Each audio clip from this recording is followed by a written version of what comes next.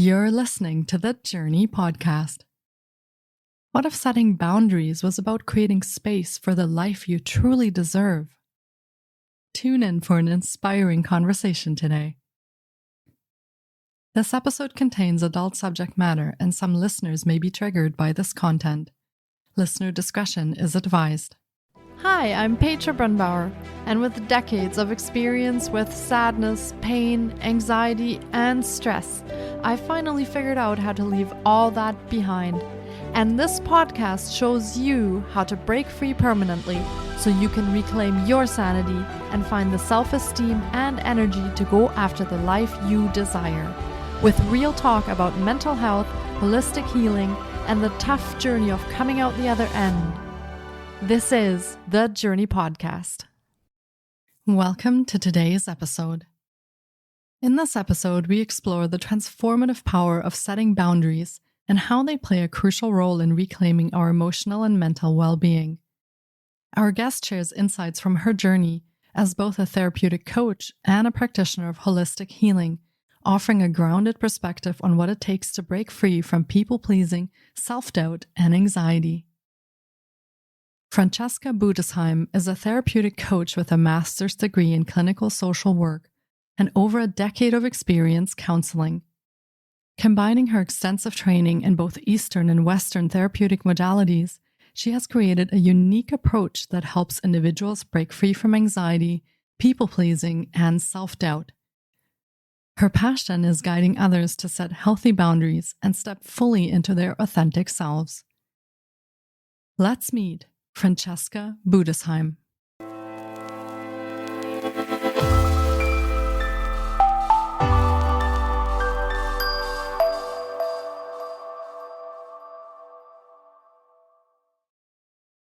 Hi, Francesca. It's so great to have you on the podcast today. I've been looking forward to getting to chat with you because boundaries is such an important topic to talk about. And you know what? I think we haven't actually dedicated an episode to boundaries yet on the podcast. So I'm very excited to dive in. Welcome to the podcast. Thank you so much. Yeah, I'm super excited. And yeah, I feel the same way. I feel like we're not talking about boundaries enough and talking about how they really impact us and how they're really the root of a lot of other challenges we have going on in our lives. And I'm super excited to be here. Yeah, absolutely. I feel the same way. And I think it's a good thing that we're going to take a whole episode and explore all of that. I'm sure there are many different angles to this. For starters, would you like to share a little bit about yourself, maybe your own journey that you feel is relevant to today's episode, and also how that connects to what you do today, and then maybe tell our listeners what it is that you do today? Yeah, 100%. So there's a big professional piece to it. I'm a trained clinical social worker. I've worked with a variety of people, but my main focus for a while when I was particularly in that field was grief work. I really, really loved it. It's challenging work, but it's work that helped to show me that boundaries were really the root of a lot of things that both people who are grieving were dealing with, but also just in general, the general life that we lead beyond grief. So the burnout, the anxiety, strained relationships, that's the one professional piece. But I think really boundary work, and even you can kind of put people pleasing in there too, that was always part of my personal story. Yeah, I grew up with do more, be loved more mentality, overachieve so you get more attention. That is how the love was given. If you made one little mistake, that was the only thing that was focused in on. So you better not make any mistakes. It was developed more through my professional journey, of course, but doing that internal work of the personal journey, not having boundaries, which essentially will lead us to that people pleasing aspect. It isn't real connection. It creates exhaustion, resentment. It creates distance. And it wasn't really until I started to understand that my worth wasn't tied to how much I gave or how easy I could make things for others, that once I understood those things, I began to be able to build those healthier boundaries. And not only did it shift my relationships with myself, but it also helped me deepen the work I do with my partner, with my other intimate relationships, friends and coworkers alike, and also helped to deepen my work with my clients.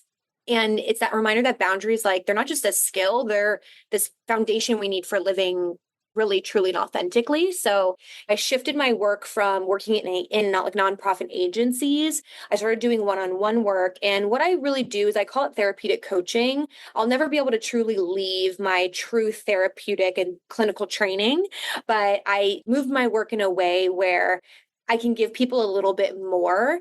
A lot of my therapy clients, they really just wanted more action, more a place to jump ideas off of and really see what I had to say and what I really thought versus just sort of this, maybe you do this or maybe you do that. They really needed some more actionable items. I wanted to make sure that I was still honoring my therapeutic training and my background and what I really love, but being able to give them a little bit more, which is what they were asking for. So therapeutic coaching is what I do through my company, Low Key Spiritual. And we focus in on boundaries and people pleasing. But within that, there's always going to be conversations about anxiety, trauma, grief. It really all blends together. They're all super woven. You can't necessarily pick them apart all the time. Yeah, thank you for sharing a little bit about that. And there's so many things that I'm nodding my head to. So, Yeah. yeah, it's so true about all of those things. And I'm kind of wondering if maybe we dive into actually what boundaries are for starters, because I feel like a lot of people, and myself included in the beginning, think that boundaries is just saying no. It's just that simple. Saying no, that's boundaries. But as you touched on, it's actually a foundation for so many different things. So maybe let's dive into that a bit and explore what boundaries actually are and how you perceive boundaries when you do work on yourself and with your clients. What does that actually even mean? Yes, I love that question. I think it is so confusing. People are like, boundaries, boundaries. It becomes this sort of internet meme, if you will, maybe even. It just starts getting thrown out there, all that therapy speak. But essentially, boundaries are rules or limits we create to define what we're comfortable with and how we expect to be treated. They're about protecting your energy, your time, and your emotional well being. And I would say the big thing we see is like professional and personal. And personal life boundaries help us nurture healthy relationships because we communicate our needs and also our limits. So the needs and the limits are the important pieces. And then professionally, we're still communicating those needs and those limits, but then they help us also ensure we're not being burnt out and ensure we're respected in that professional setting. And whether it's personal or professional, without them, it's just so easy to be overextended, to feel resentful. And I see my clients all the time just dealing with that emotional exhaustion, that strained relationship. Sometimes it goes so far that I talk to my clients and they've just been, imagine like sand in a jar. It's like they're at the bottom and it's like more sand and more sand and more sand and more sand. And it just takes so much to get through it. And really the work starts from really trying to understand where this issue came from or where the struggle came from. Oftentimes it does happen from youth or from something where it's been able to be repetitive a time and time again. So I don't always want to say it only happened in someone's childhood, but an extended period in your life where you learned that lacking boundaries is going to do something that you need for yourself. So a lot of it is really trying to unpack where it started so we can see where we should be going from there. So everyone's journey is similar in a way, but definitely different in how those neural connections got created for sure. Yeah, and I can imagine that in the beginning, if you've not really set boundaries before, and this is something that you may have recognized, maybe a repeating pattern in your life, and it's causing some issues that you're not setting boundaries, it could be a pretty scary place to dive into because there's maybe a connotation that setting boundaries can be a very negative thing. It causes conflict, or people might stop liking you.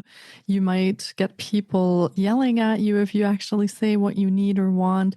So, how do we start ourselves off on this journey of setting these foundations in a way where we can work with those fears and that resistance maybe that we have to get started on learning how to set boundaries? Yeah, you're so right. I always tell my clients there's that saying, I'm sure you've heard it, but it's the only people who benefited or the only people who are upset when you set boundaries are the people who benefited from you not having them in the first place. So that's always a reminder because for me, it always helped me and it helped a lot of my clients sort of reframe like when they get the yelling, when they get the pushback, you're like, wait a second, you're pushing back because I'm no longer making something convenient for you at the expense of my own energy, my own emotional connection to myself or emotional state. But the biggest thing is you just have to start small. It's always starting small. You deserve to feel good, full stop, end of story. You don't have to overhaul everything all at once, right? Begin with something small that communicates maybe a preference or an availability, like, oh, I can't make it tonight, but let's plan for next week. Something like that. Be clear, be direct, be kind.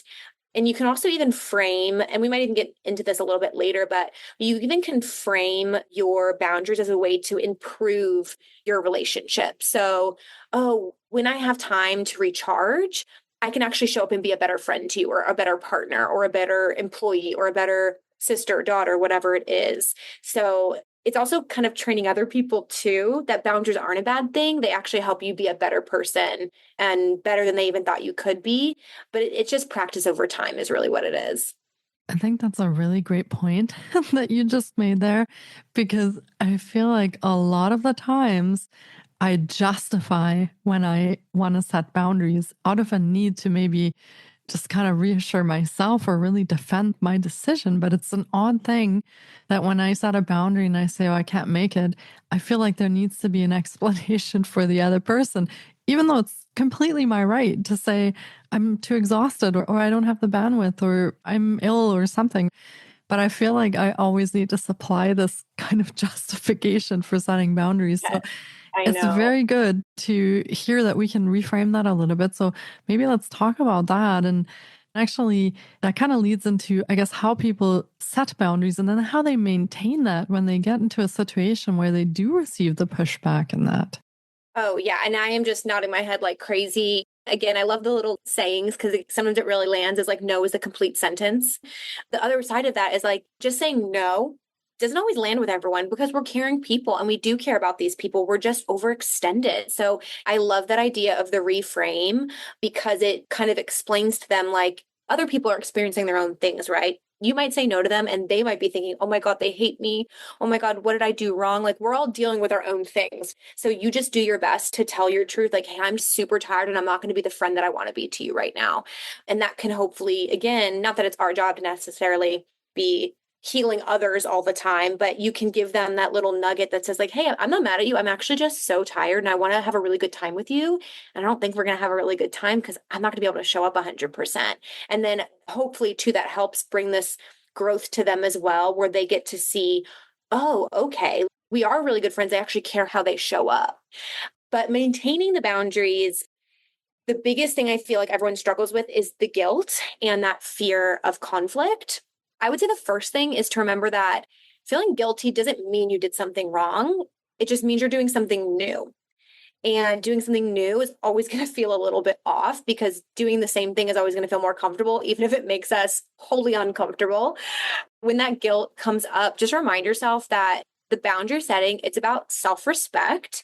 It's not about selfishness. And I think that's where you also can have that reframing aspect too, so other people can understand. And in terms of conflict, it's really natural to worry how others are going to react. Hopefully, we're surrounded by people who do truly value and respect our limits. And if they don't, that's really useful information about the relationship.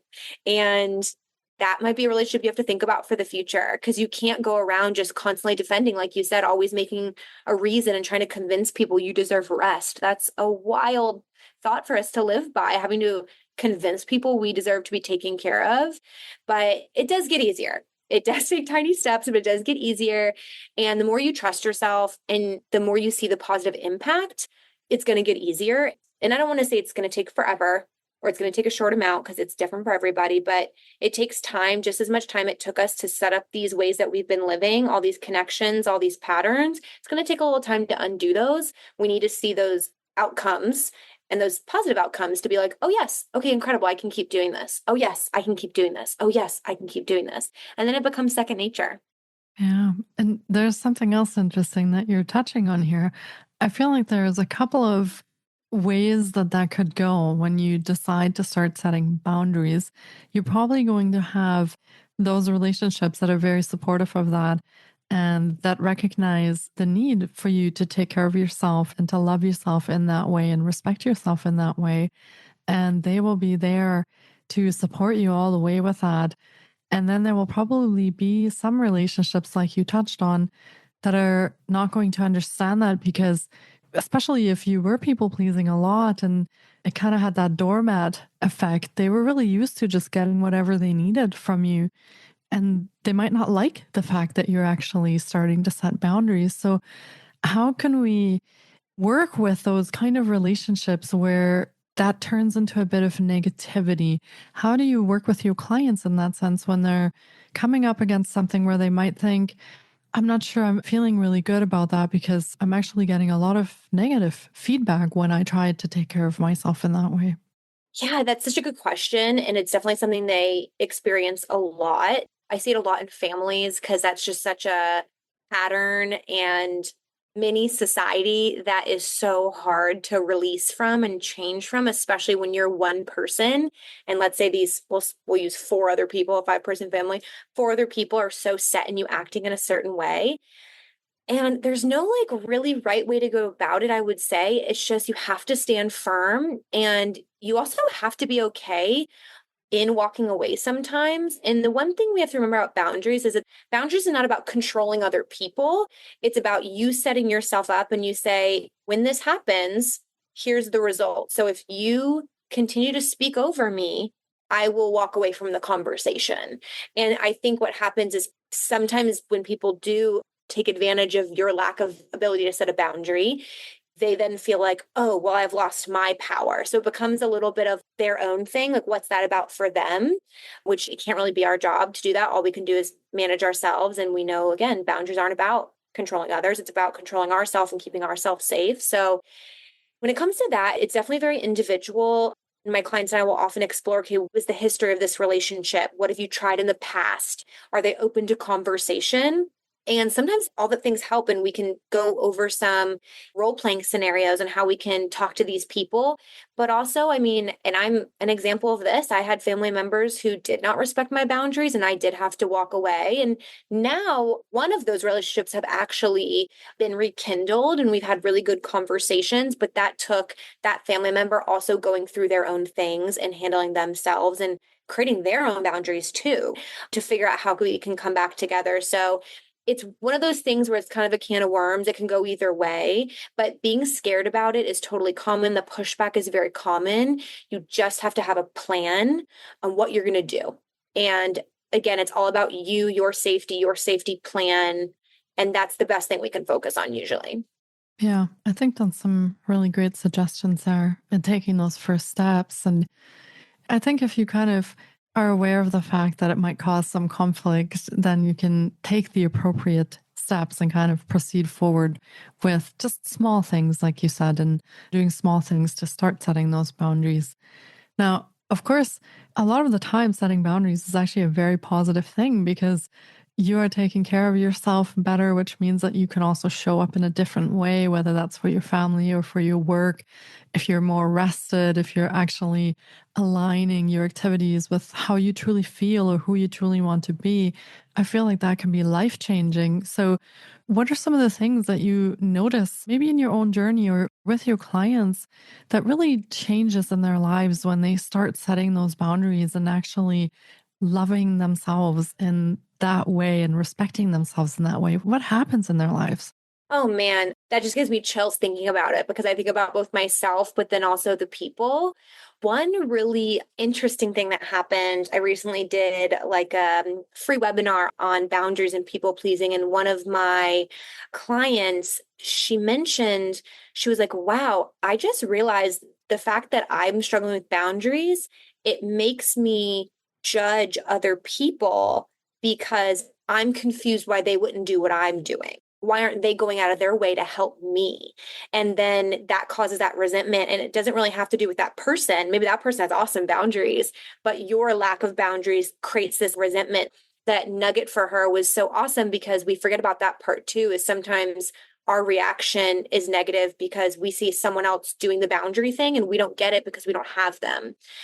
But it's really cool to see people have those aha moments because, like you said, it's like they become the best version of themselves. They get an authentic connection with themselves. I see people who struggle with what they think were autoimmune or other things like constant headaches, constant stress, upset stomachs. And there's probably food and lots of other things going on. I'm not going to say it's just boundaries that are healing them, but that release of the stress and that ability to actually pause long enough to say, oh, wow, when I engage with this person, I leave tired. I leave with a knot in my stomach. I leave with nothing in my energetic bank account. They get to then do those pauses and say, oh, maybe this relationship isn't the right relationship, or maybe this job isn't the right job. It really just does create not only a healthier and more authentic connection to yourself, but it then helps do that in all your relationships, making them better. And it ensures this mutual respect. Again, a mutual respect for, let's say, your internal and external self, like you and your relationship with yourself, but you and also your relationship with other people. But yeah, I think the best thing is seeing people pause long enough to say, oh, wow, this is what I actually want, or, oh, wow, this doesn't work for me, because it's not always about how can I do more for everyone else. It's how can I start with myself? Then I do get to still give more, but in a safer way. And it does ripple out into many other places in life. I feel like if we're centered in ourselves and we actually feel good and we're content with the way that we're living or working, that ripples into many other things like our intimate relationships, our family relationships, into our work relationships. It even ripples a lot of the times, like you said, into our health and into our finances, because we start making decisions differently when we're aligned and we're setting boundaries. So I do feel like this is a huge part that a lot of people aren't even aware of, that might be part of their challenges that they're facing as they're kind of moving from even childhood into adulthood and then facing patterns or different things that they're recognizing in their lives. Yeah. Sometimes I have my clients do a list where it's like, okay, look at everything that you do in a day. And, they're listing like all the things they're caring for, things they're doing for other people, like just these huge, long to-do lists. And I'm like, how many of those things have to do with you? And it's like 2 things or 3 things in a list of 30. And I'm like, yes, again, we have partners, we have jobs, we have pets, we have children, we're caretakers for people. Like, that part's not the bad part or anything. I don't even want to call it bad or good, but it's where do you fit into all of that? And you're lost now. It's like you're sleepwalking through life because you're not really connected. And then we kind of use that list to be like, okay, can any of these things be essentially, almost think business mind, can any of these things be outsourced? Can any of these things be swapped with somebody else? All these things need to happen. Do you need to have that girls' brunch every Sunday, even though on Saturday you have to stay up late to go caretake for somebody, or that's your only day to clean your home or something? It's like, I don't think we have to do it all, but in the sense of we can do it all if we figure out what's the most important thing to us. And then we can do all the things that are really important to us. Yeah, kind of finding our priorities and maybe even a little bit about what lights us up and prioritize those things where we feel our energy is best served as well. Like you were mentioning before, those things that kind of drain us and just leave us very tired, maybe scale those back a little bit if we're noticing that, and then bring in some more of the things that we actually feel recharge us a little bit as well. Yeah, I always like talking about the energetic bank account. You're going to have to pull it for sometimes. Maybe every once in a while you overdraft, but overdrafting shouldn't be the everyday, every week situation. We shouldn't be negative every day. On Black Friday, maybe we're negative, but it shouldn't be an everyday thing. Yeah, I can think of a few, maybe like the holidays, things like that become a little bit challenging for that. But yeah, in general, I think we should be kind of on the even keel with that. Yeah. We should always be making deposits. We should have that. And I love the idea of thinking of the bank account because Yeah. you have the savings account too. So there's going to be those days like my future mother-in-law just moved in with us about a month ago. And it's been a lot because my partner, he's really excited, but he's an only kid. He's been taking care of his mom. They have a single mom history, lots of things. So I'm kind of taking on the emotional work for him because he's a little overwhelmed. And where I am now, I'm at this retreat and it's giving me that little deposit in my savings account. So when I go back and I know it's going to be a little tumultuous, they're still figuring out how to live together as adults. I'm fine, but I can hold some of that burden for him. But I have my savings account now. So it's what rituals can you create for yourself to give yourself some little deposits, your little emotional and energetic paycheck? How much are you going to use actively in the moment to, quote unquote, pay those emotional bills, and what gets saved, what gets invested? And that's always a fun way to look at it too, because I think some people are a little bit more logical mind. It's like, okay, what can I give? What can I take? What's my schedule like? What's my to-do list? So that's their way to look at it for people too. Yeah, I like that. That makes a lot of sense. And I think you can very much connect that to your own life if you think about it in that way. And kind of, you can pull apart the activities that make a deposit and the activities that take out some money. So, yeah, 100%. Absolutely. I'm curious, when you first decided that this was something that you wanted or needed to work on, this boundary piece, what made you decide that? How did you know that you needed to work on boundaries? I feel like that can be a bit of an abstract thing for some people. They may notice certain things in their lives, but that might not connect up with the fact that they need to set boundaries. So, how did you recognize that that was a piece that you needed to work on? I think for me, I struggle with depression. It's very up and down. And what I would notice is when I was in those down spaces, the normal depression things people experience. Well, I was saying normal, everyone experiences it differently. But for me, it's like I would still try to do the same stuff that I was doing when I felt a little better. And not only was it just, okay, I'm in a more depressive state right now, but it's like I'm in my normal depressive state that I felt before. But now I feel like I'm on the floor, like I'm below the floor. I'm in a well of just being so tired. And because I've really worked on kind of knowing my ebbs and flows and my mental health, I kind of know what my highs feel like, my mediums, my lows. These were lows I had never experienced before. I was like, this is so strange. Like I've been feeling so great. And when I sat back, I was like, oh, I'm doing stuff, the normal stuff I'd be doing. And when I'm in my low, I see how deeply it pulls me down. I was like, wait a second. And then I started reflecting and I was like, wait, this also actually pulls me down when I'm in my middle state. This also pulls me down when I'm at my high state. And I was like, I think I gotta figure this out. And realizing and noticing what were all these things I overextended myself with, whether it was like little business things. A friend of mine and I had a small business for a while, and we both were so drained by it. So our boundary was, I think we got to end this. But yeah, it all started with really sitting back. I was already doing my own mental health work and already struggling with that depression piece. I wanted to be really mindful. I like to use both Eastern and Western methods for that medication, but also holistic practices like changing my diet. Like I like to use the whole piece. So when I did that, I was like, okay, I really have to sit down and say, I did this thing. How did that work? I did this thing. How did that work? And I started tracking it. And that's when I would realize at those lower sides, what was actually pulling me even deeper. And that's when I really realized, oh yeah, this is not stuff that I can be doing anymore. And that caused for me job change. I actually got a divorce. That's a long story, but that was actually part of it, is people pleasing or like not having a boundary in how I wanted to be treated in a marriage. Those were two really, really big ones, job and divorce.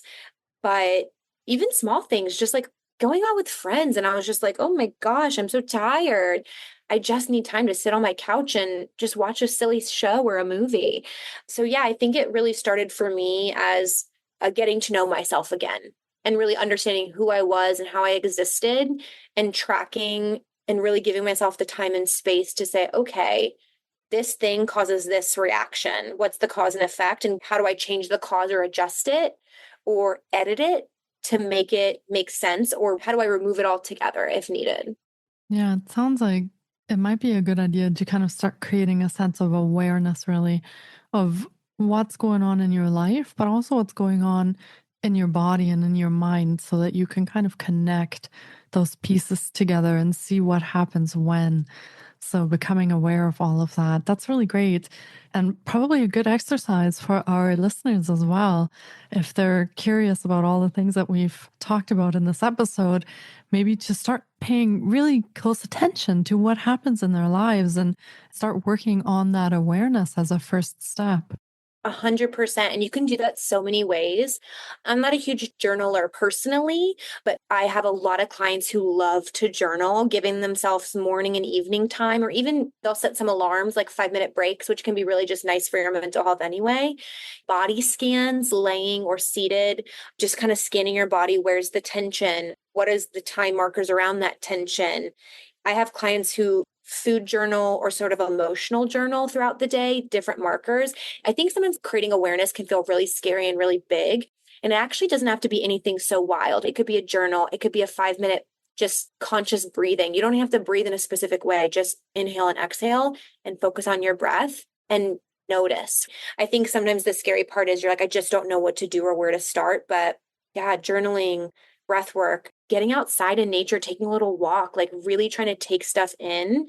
I would say the biggest thing that is helpful though is also giving yourself a little less screen time sometimes. So giving yourself that move away so you can really just be in the moment. But that's a great thing for the listeners is the journaling, getting outside, getting those 5 minutes of pause.